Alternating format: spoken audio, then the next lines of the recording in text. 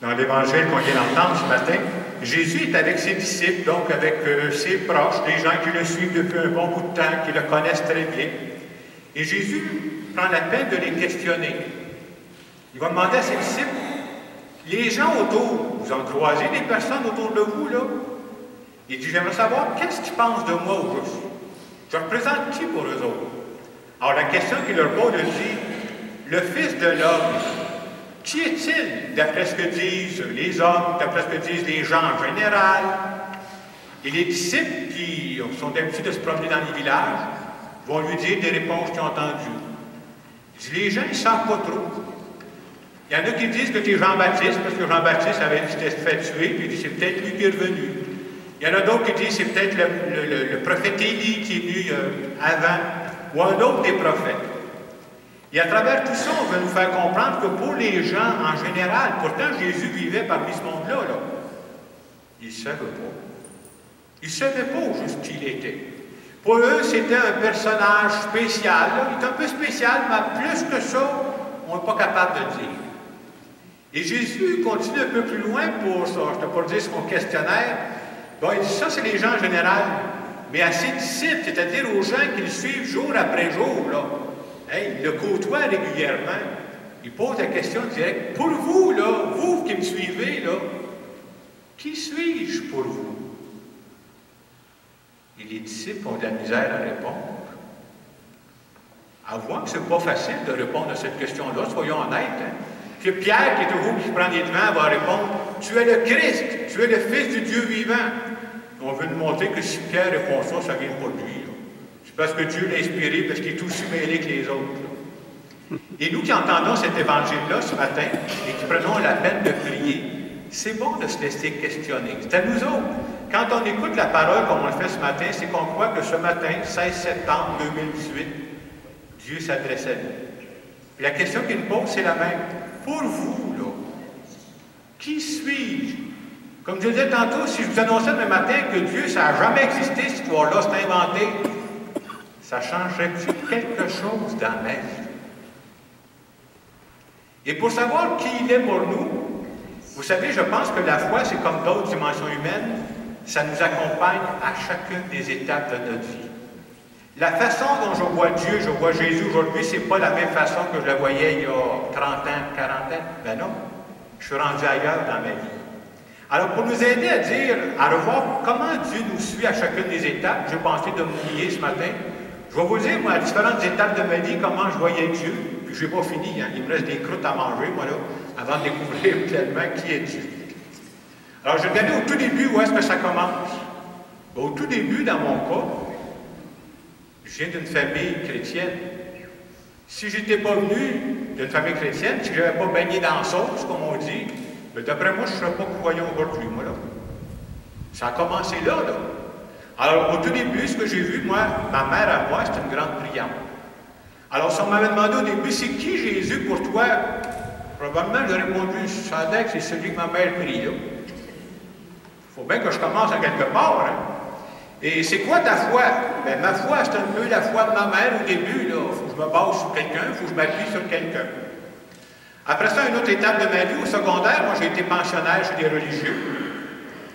Puis, dans cette école-là, c'était organisé, des pensionnaires, il y avait beaucoup de sport. Et à cette étape-là de ma vie, moi, j'étais sportif pas mal. Je jouais au soccer, je jouais au hockey, j'aimais ça. J'avoue qu'aujourd'hui, je cours moins souvent après un ballon, je ne sais pas pourquoi. Mais... Alors, vous savez, des fois, on ne sait pas ce qui nous attire dans un premier temps, mais il y a un package deal là-dedans. Alors, j'allais là parce qu'il y avait du sport, c'était organisé. Mais comme c'était des religieux, vous savez ce que faisait quand on se levait le matin, on arrêtait à la chapelle, il y avait 5 minutes de prière le matin.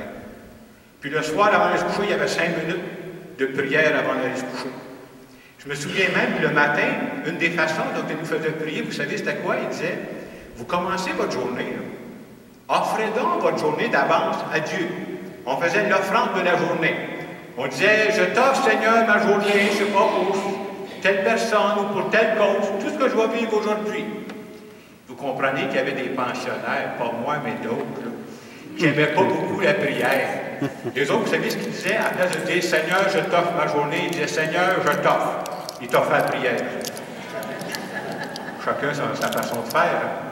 Tout ça pour dire que si on m'avait demandé à cette étape-là de ma vie, je suis au secondaire, c'est qui Jésus pour toi? C'est qui Dieu pour toi? Ma vraie réponse aurait été, c'est quelqu'un que je rencontre 5 minutes le matin, quelqu'un que je rencontre 5 minutes le soir. En dehors de ça, on fait du sport. On va à l'école. Un peu plus tard dans ma vie, après mon cégep, j'ai arrêté 2 ans mes études, moi. Je suis allé enseigner en Afrique de l'Ouest. Et quand je suis arrivé dans ces petits villages-là, parce que j'étais dans des tout petits villages, il n'y avait pas d'électricité, pas d'eau courante. Alors pour moi, vous comprendrez, j'avais 20 ans. Ça fait déjà quelques années. Mais quand je me promenais dans ces villages-là, je découvrais des choses que je n'avais jamais vues de ma vie, moi, là. Des gens pauvres. Nous autres, on dit pauvres ici, là, mais pauvres quand t'as rien, là. Et ça m'impressionnait. Ce qui m'impressionnait beaucoup, c'est que je rencontrais des gens très pauvres, puis des gens qui avaient l'air heureux avec le sourire. C'est comme pour moi, c'était une genre de contradiction.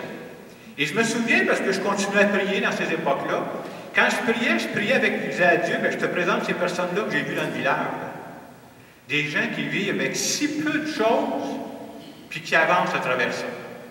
Donc, si on m'avait demandé à cette étape-là de ma vie, c'était qui pour toi Dieu? C'était qui pour toi Jésus? J'aurais dit, c'est plus juste celui que je rencontre 5 minutes le matin dans ma prière. C'est pas juste celui que je rencontre 5 minutes le soir avant de me coucher. Il y a des gens que je rencontre et ça me fait penser à lui. Là.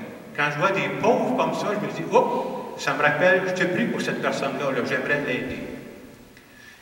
Après l'Afrique, je suis revenu, j'ai fait mes études. Moi, j'étais professeur de mathématiques au secondaire. Alors, quand j'ai fini mes études, j'ai commencé à enseigner. Et là encore, quand j'ai commencé à enseigner, bien, vous savez, dans n'importe quoi qu'on commence, j'espère, il faut avoir un peu de zèle.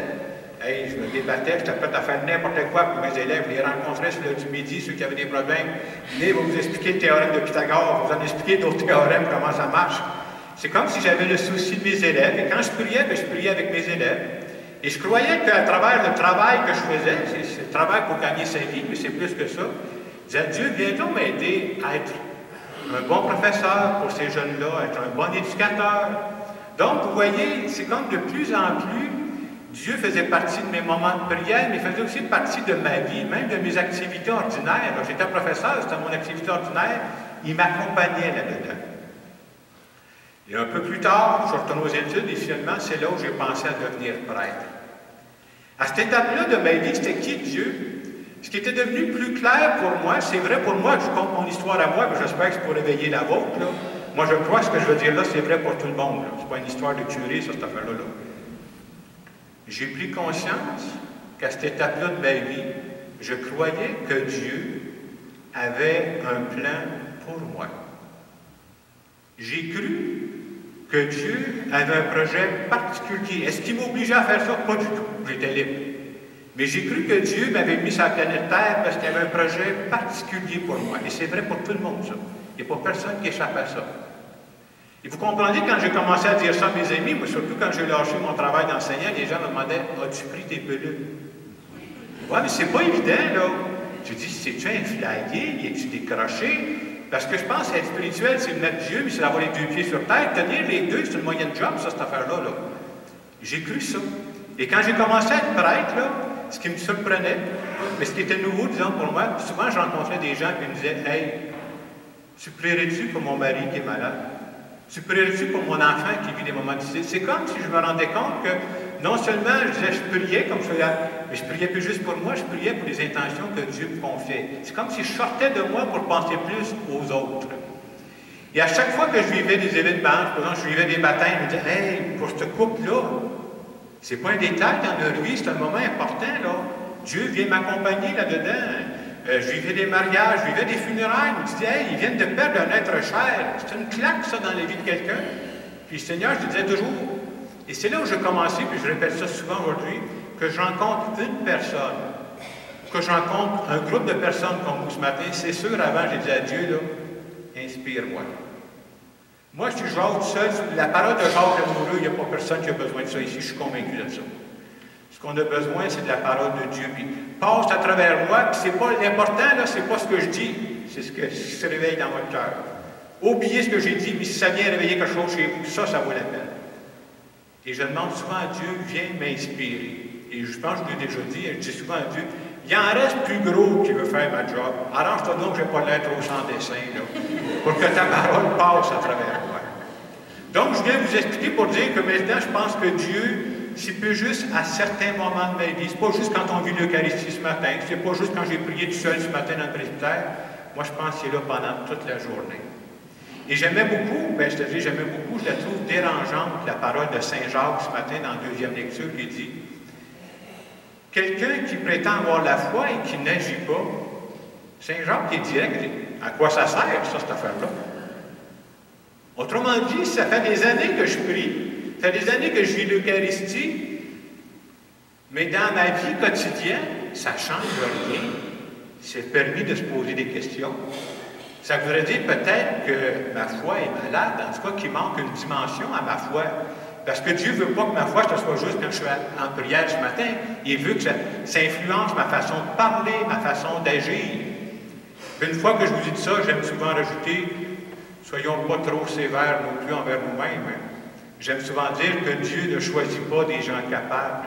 Si Dieu nous a choisis, et je pense que Dieu nous a tous choisis, c'est pour nous rendre capables. Alors ce matin, la parole de Dieu qui nous est adressée, c'est très simple. Pour vous, qui suis-je? Autrement dit, est-ce que Dieu est vraiment important dans ma vie?